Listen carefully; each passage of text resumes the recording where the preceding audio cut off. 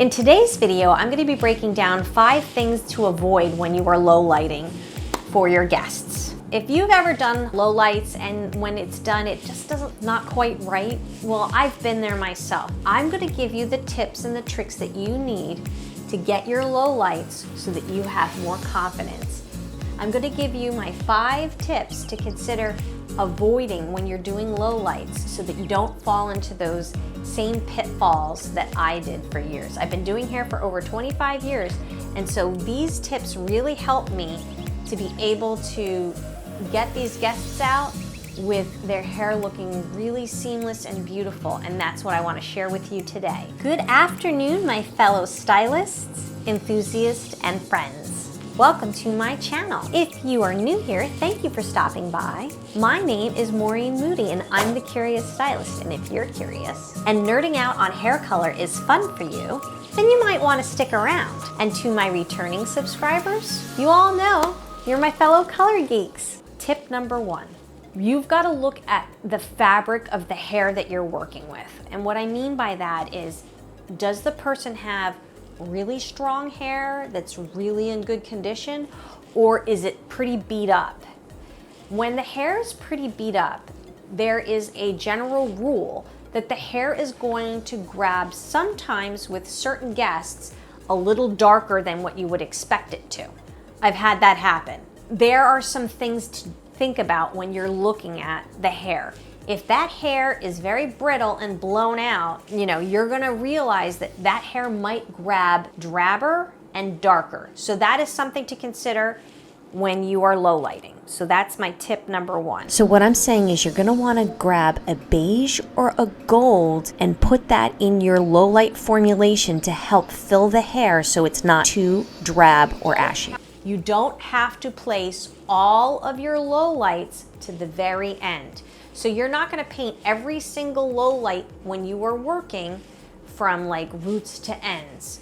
Your hair has varying, like you can see my hair has varying highlights and depth in it. It's darker up here and it gets brighter. That's mimicking natural highlights that you would get from the sun. And when you put a low light in and it is painted all the way down with every single one of them, it looks cheap. It doesn't look good. And so that is my tip number 2. So what I'm gonna suggest is when you are painting those low lights, weave out some of the hair and leave that out, and blend it with your finger. I'll show you what I'm talking about. Blend it with your finger, and you can leave out some so that it gives a varied dimensional look and it doesn't look manufactured, if that makes sense. Tip number 3 is if the hair feels pretty beat up to you and you're afraid that it might grab a little darker than what you want, my tip is apply all your highlights and then apply your lowlights. Go in later and apply your lowlights and then process it, because you're only generally processing your highlights for anywhere from 25 to like 45, but I never process my people for longer than 35 minutes. So you can put the low lights on, process your highlights, and have it's not gonna oversaturate the hair. You're gonna have a lot better results if you wait till the end. And I really like that tip. That's a good one.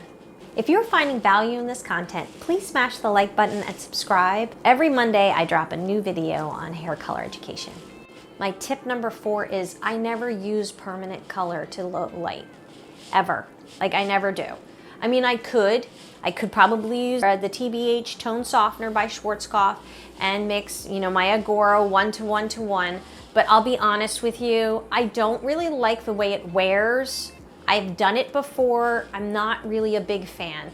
If I'm gonna low light, I'm gonna use Vibrance. That's majority of the time I use that, and I also use the TBH. And I love TBH because there is not as much ammonia in that color line, and so the low lights tend to just wear beautifully and well. So that is my tip number 4. I never use permanent hair color. Use a demi-permanent color to low light, because you generally, when you are low lighting, you're either sticking with the natural tone and their hair has been highlighted past that natural tone and you're putting it back in. Yeah, that's generally when you're low lighting. When the palette of the hair is already too lifted and you need to bring back some of that natural depth in, then you're going to use a Vibrance or TBH. But I don't really like using permanent hair color for low lighting because I feel like it's too controlled. My tip number 5 is when you are doing low lights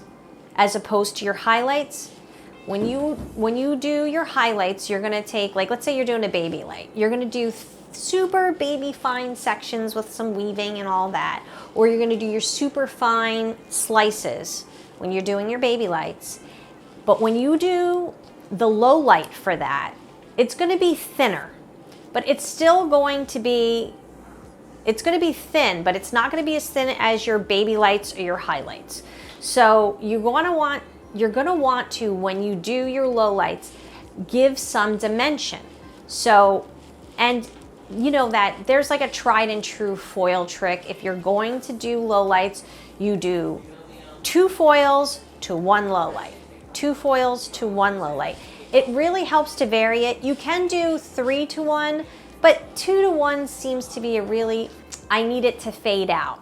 So those are my 5 tips for working with low lights when I'm doing foils. So I hope you found this to be helpful, and if you did, please like. Every Monday I drop a new video.